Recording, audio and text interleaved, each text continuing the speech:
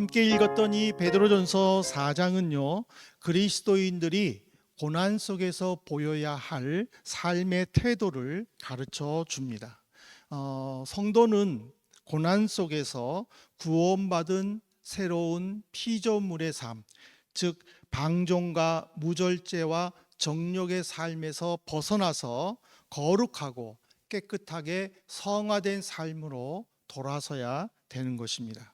그래서 베드로는 이 습관처럼 굳어버린 그 옛 습관이 변하여 새로운 삶으로 가는 이 과정 속에 고난의 연단이 있는 것을 인정을 하고 우리에게 너희는 연단하려고 오는 불시험을 이상하게 여기지 말라고 권면하고 있습니다.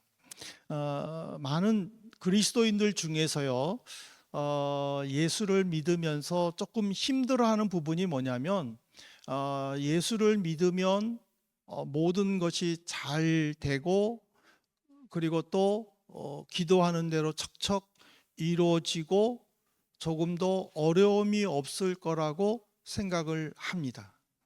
그런데 현실은 매일매일이 고난의 연속이고, 그리고 아픔과 어려움으로 혼란스러워 하는 것이 사실입니다.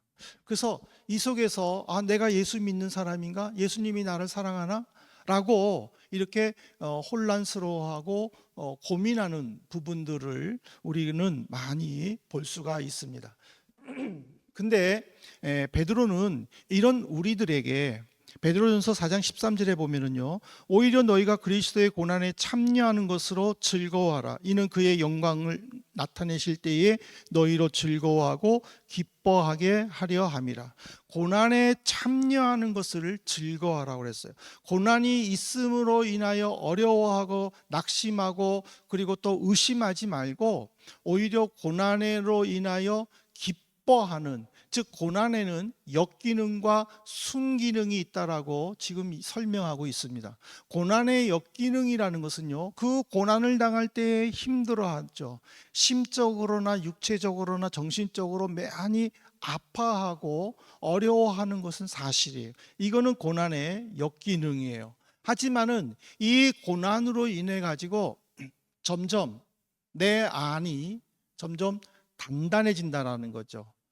이게 무슨 말이냐면은 예수님을 잘 몰랐었을 때에는 무절제하고 그리고 또 방종과 방탕과 또 게으름과 그리고 또 정욕대로 살고 있었죠. 내가 먹고 싶은 대로 먹고 내가 자고 싶은데 아무 때나 자고 다 내 마음대로. 저도 어저께 밤 웬만하면서는 안 먹는데 제 아들이 저녁에 라면을 먹었는데 8시가 넘었는데 그 라면 냄새가 끊이지를 않아 가지고 8시 넘어서 라면을 먹었어요. 이게 방탕이라는 거죠. 자기를 절제하지 못하고 그냥 먹고 싶은 거 참지 못하고 그냥 먹는 그런 그 모습들이 이제는 고난을 통해서 나를 연단시킨다라는 거죠. 그래가지고는 절제하고 그리고 성결하고 그리고 거룩한 삶을 날마다 살 수 있도록, 그런 속에서도 제 아내는 끝까지 먹지 않고 버티는 것을 보면서 오늘 아침에 퉁퉁 부은 내 얼굴과 예쁜 내 아내의 모습을 보면서 역시 방종과 무절제의 결과가 이거구나 깨닫게 되는 거예요. 그러니까는 이 고난의 역기능은 우리를 힘들게 하지만은 그러나 그것을 참아냈을 때에 내일 아침에 그 내 모습을 뽀송뽀송한 내 모습을 볼 때에 생각은 역시 절제하기 잘했어. 이것이 바로 고난의 순기능이라는 사실이죠. 그러면은 우리는 이거를 생각해 봐야 돼요. 아무리 고난의 순기능이 있다 할지라도 왜 우리에게 고난이 자꾸 찾아올까?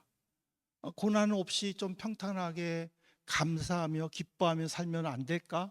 왜 고난이 자꾸 찾아올까? 를 우리는 이 베드로의 말씀을 통해서 두 가지로 살펴봐야 되는데, 첫 번째가 뭐냐면 죄에서 자유롭기 때문이에요. 그렇습니다. 베드로전서 4장 1절에 보십시오. 그리스도께서 이미 육체의 고난을 받으셨으니 너희도 같은 마음으로 갑옷을 삼으라. 이는 육체의 고난을 받을 자는 죄를 그쳤음이라. 너희도 같은 마음으로 갑옷을 삼으라. 이 말은 그리스도와 같은 마음으로 갑옷을 입으라라는 의미인데요. 이 갑옷이라는 것은요, 믿음을 지키기 위해 거짓된 사상이나 세상 유행에서 나를 보호하는 신앙의 말씀의 무기를 가르치는 거예요. 베드로가 이 말씀을 하는 이유는 뭐냐면, 예수님께서 사람들을 구원하시기 위해 십자가 위에서 고통당했을 때에 그 예수님도 구약에서 예언된 메시아의 말씀을 무기로 삼고 그 고난과 어려움을 견뎌내고 승리하셨다라는 사실이에요. 예수님은요, 우리가 잘 아는 대로, 우리가 고백하는 대로 아무 죄가 없는 분이에요. 그러므로 말미암아 예수님은 죽으실 이유가 하나도 없으신 분이에요. 그럼에도 불구하고 예수님께서 십자가에서 죽으신 것은 죄를 지은 사람들을 구원하시기 위함이에요. 그것이 기독교 용어로 대속이라고 이야기를 합니다. 여러분들께서 기독교 용어를 자꾸 조금씩 알아두시는 것이 좋을 것 같아요. 대속이라는 것은 내 죄를 용서하기 위해 예수님께서 대신 십자가에 죽으셨다, 이거를 고백하는 거예요. 성화라는 것은요, 거룩한 삶을 사는 거예요. 성도는요, 거룩한 삶을 살아야 되는 거예요. 성결한 삶, 절제된 속에서 거룩한 삶을 살아야 되는 것이에요. 근데 이 대속이라는 단어에서 우리가 아주 중요하게 여겨야 될 고백이 뭐냐면은 로마서 3장 10절에요. 기록된 바 의인은 없나니 하나도 없으며. 바울은 다윗이 시편 53편 3절에서 선을 행하는 자가 없나니 하나도 없나이다 라고 고백하는 이 고백을 인용하면서 이 세상은 의인은 하나도 없다라고 선포했어요. 그러므로 이 대속이라는 단어를 통해서 그리스도인이든 비그리스도인이든 이 지구상에 존재하는 모든 사람은 다 죄인이다, 나를 포함해서 죄인이다라는 것을 고백해야 된다는 거예요. 근데 우리는 보통 내가 왜 죄인이야? 나는 죄 지은 일이 없는데, 나는 교도소에 간 일이 없는데 라고 내가 죄인이라는 것에 대해서 조금 억울해하는 입장일 수도 있을 거예요. 근데 여러분들 이거를 한번, 여러분들도 잘 아는 단어예요. 이거를 가지고 한번 우리가 점검해 보십시다. 여러분들 BMW 아시죠? BMW라고 했었을 때에 유명 자동차 메이커가 생각나면서 바이러시의 모터와 베르크라고 아마 이야기할 거예요. 그렇지만 또 넌센스에 또 자신 있는 분은 버스, 모터와 버스, 메트로, 그리고 워크라고 얘기하겠죠. 근데 혹시 이 BMW에서 바이블, 미션, 월십이라는 단어를 생각해 보신 적이 있습니까? 우리는 BMW 하면 그 BMW, 넌센스의 BMW만 생각하는 거예요. 그렇지만은 정말 BMW 했을 때에 바이블, 미션, 월십, 이게 생각이 나느냐라는 거죠. 이것이 생각이 났다는 것은 뭐냐면 매일매일 말씀을 묵상하면서 하나님께서 어디를 보내주시든지 예배자의 삶을 살고 그 자리에서 문화선교사의 삶을 살고 있다는 것을 증명해 주는 거예요. 왜 그러냐면요, 예수님이 이런 삶을 사셨어요. 예수님은요, 어디에 계시든지 말씀을 묵상하면서 예배자임을 살았죠. 동이 트는 새벽보다 더 일찍 일어나 기도하기도 하고 묵상하는 바이블의 삶을 살았습니다. 만나는 사람들에게 복음을 전파하면서 그들의 필요를 채워주는 미션의 삶을 사셨습니다. 매 안식일마다 회당에 가시면서 율법을 전하시기도 하고, 그리고 또 회당 예배를 드리시는 월십의 삶을 살았다라는 거예요. 그리스도인이 뭡니까? 그리스도인이라는 것은 그리스도의 마음을 닮아가는 자를 말하는 거예요. 근데 세상은요, 이 그리스도인들이 그리스도를 닮아가는 삶을 살도록 양보해 주지 않아요. 치열하게 싸워야 되는 이 세상에서 그리스도인들이 스스로 신앙을 지키기 위해서는요, 예수님의 갑옷을 입어야 된다라는 거예요. 그리고 준비된 복음으로 세상 유혹을 물리치고 복음을, 하나님 나라를 전파해야 되는 거예요. 이 과정 속에서 고난은 필수적으로 따라오게 되는 거죠. 그 고난을 두려워해서는 안 된다라는 것이죠. 그 고난 속에서 예수 그리스도를 생각하면서 견뎌내야 되는 거예요. 누가 고난을 즐기겠습니까? 어우, 고난이 왔네. 어서 와라. 내가 너를 기다리고 있었단다. 왜 이제야 왔니? 그런 사람은 아무도 없다라는 거죠. 근데 이런 고난의 유익에 대해서 바울은요, 로마서 8장 18절에 이렇게 말했어요. 생각하건대 현재의 고난은 장차 우리에게 나타날 영광과 비교할 수 없다. 바울은 지금 이 고난 뒤에 따라오는 그 영광을요, 운동 경기를 마친 선수와 비교를 했어요. 이제 7월 중순이면은 파리에서 올림픽이 시작되지 않습니까? 그런데 그 올림픽에 출전하는 선수들은요, 몇 년 동안 먹을 것을 참아가면서 훈련에 임하는 거예요. 자기를 절제하면서, 또 손가락 마디가 아파, 또는 심지어는 손가락에 지문이 없어질 정도로 그런 고난을 견뎌내는 이유는 뭐냐면, 바로 결승전에서 승리하여 금메달을 목에 걸는 거예요.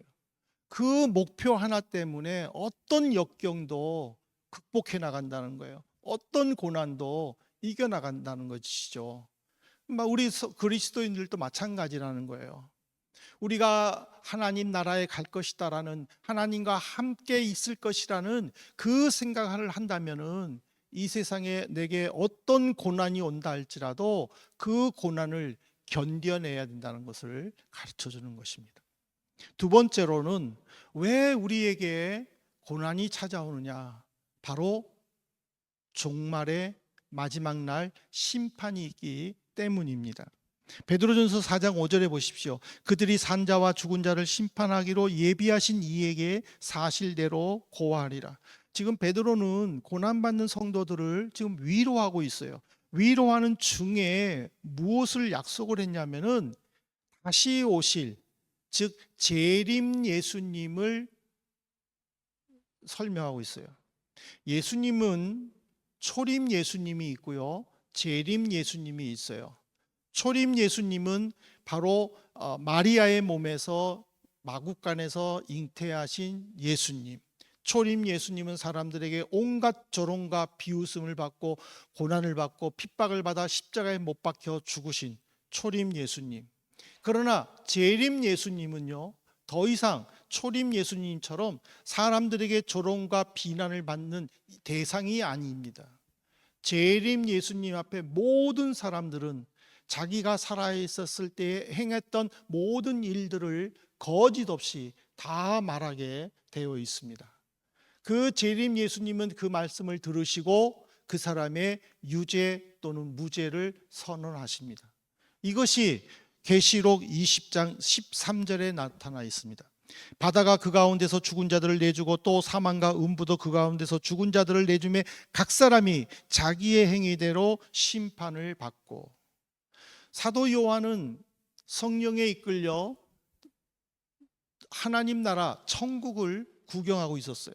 근데 어떤 한쪽을 보니까 예수님께서 심판대에 앉아 계시고 그 옆에 많은 사람들이 서서 자기 일을 주장하는데, 어떤 사람은 바다에 빠져 죽었는데 바다에서 그 사람의 시체가 올라온 거예요.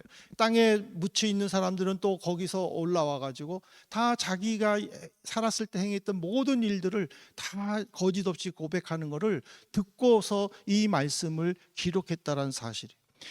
이 말을 통해서 우리 그리스도인들은요, 죽으면 세상이 끝이다라는 생각을 해서는 안 됩니다. 예수님의 심판이 있음을 기억하고 이 땅에 살아가는 동안에 착한 일을 행해야 되고 오직 하나님만 의지하면서 믿음을 지켜야 됩니다. 착한 일을 하면서 믿음을 지키기 위해 필요한 것은 바로 예수님과 같은 갑옷을 입어야 한다는 것이죠.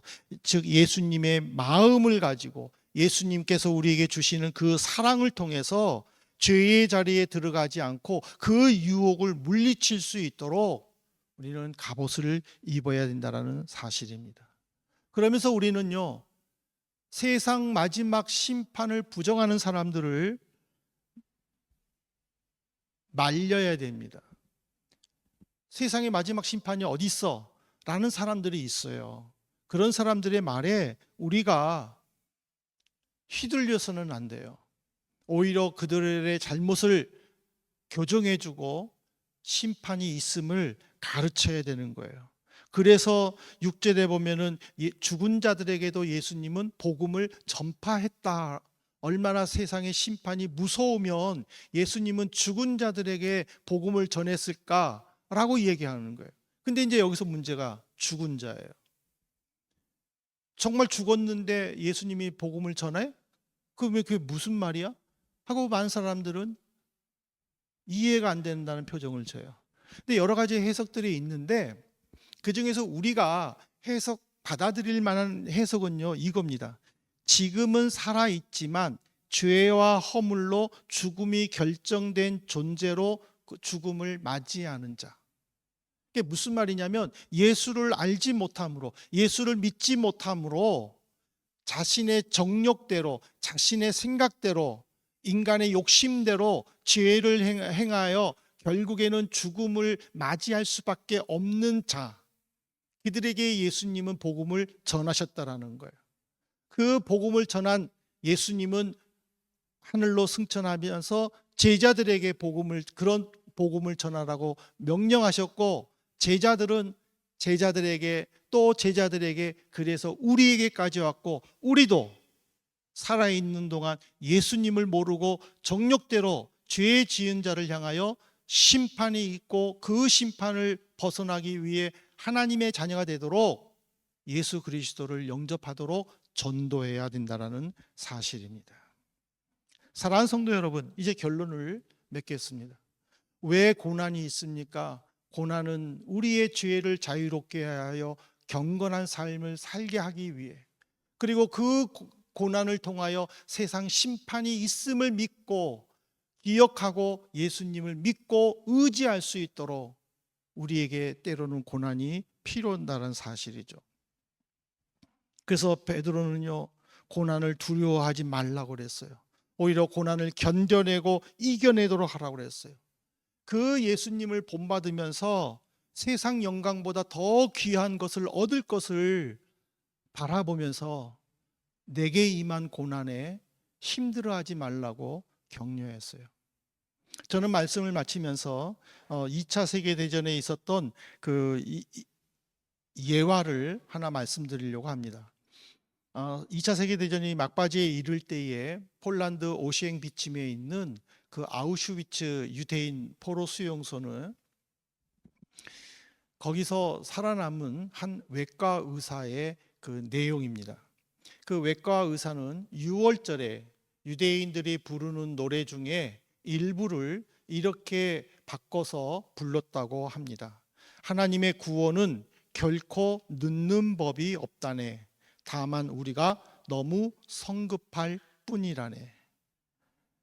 전쟁 막바지에 독일 군인들이 이제는 유태인들을 어떻게 할 방법이 없으니까 가스실로, 그리고 인체 실험실로 보내가지고 다 죽게 만들었어요.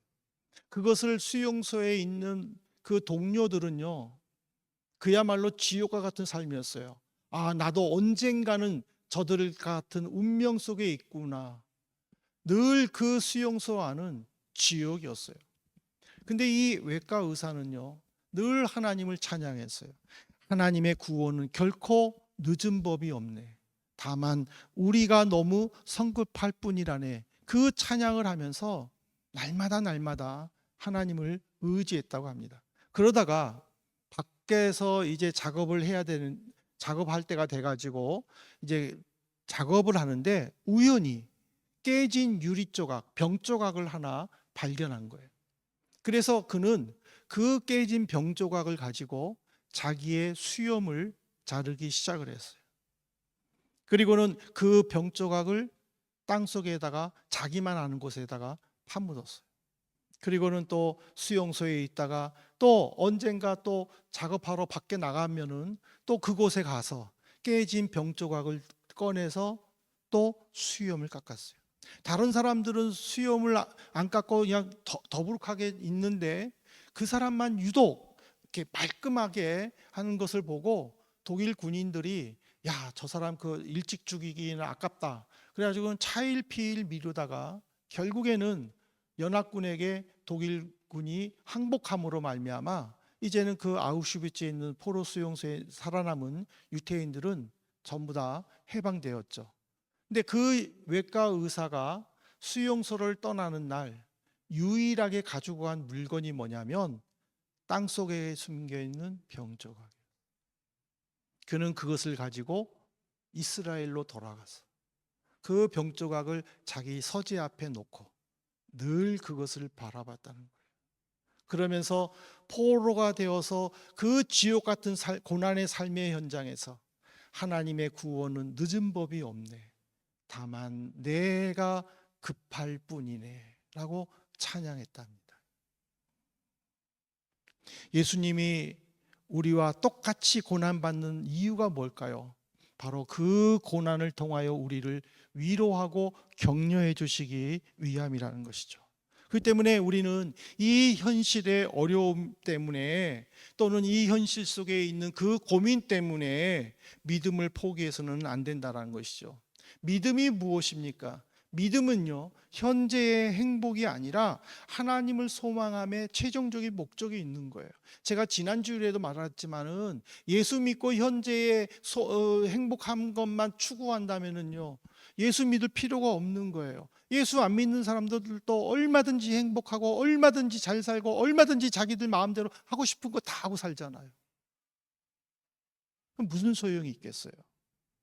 우리는 하나님과 함께 있다라는 이 최종 목적의 소망이 있기 때문에 물론 이 현재에서도 잘 돼야 되겠죠. 하나님의 인도하심으로 은혜로 잘 돼야 되겠죠. 그렇지만 그 잘됨은 내가 다급할 뿐이지 하나님은 늦지가 않다라는 거예요. 이 말은 뭐냐면은 조금 천천히 가더라도 그 길에 함께 하시는 하나님을, 예수님을 기뻐해야 된다는 것을 말하는 거예요. 그리고 인도하시는 그 하나님을 신뢰하면서 조금 늦을 뿐 결코 실패가 아니다라는 것을 우리가 깨달아야 된다는 사실입니다. 내 계획대로 내가 시간표 정한 대로 되지 않았다고 실패자다라고 낙오해서는 안 된다는 것이죠. 그거는 내 시간일 뿐이지 하나님의 시간이 어떻게 될지는 우리가 모르기 때문에 견디고 참고 하나님의 시간에 이루어질 수 있도록 우리가 기도하고 흔들리지 않는 이 믿음이 중요하다는 사실입니다. 우리는 다시 오실 예수님, 재림의 예수님을 믿는다면 이 신앙 속에서 우리가 예수 그리스도의 마음으로 갑옷을 입고 그 입은 갑옷 속에서 정욕과 죄와 싸워 이겨 거룩하고 성결한 삶을 살아 하나님의 영광을 나타낼 수 있기를 진심으로 소망합니다.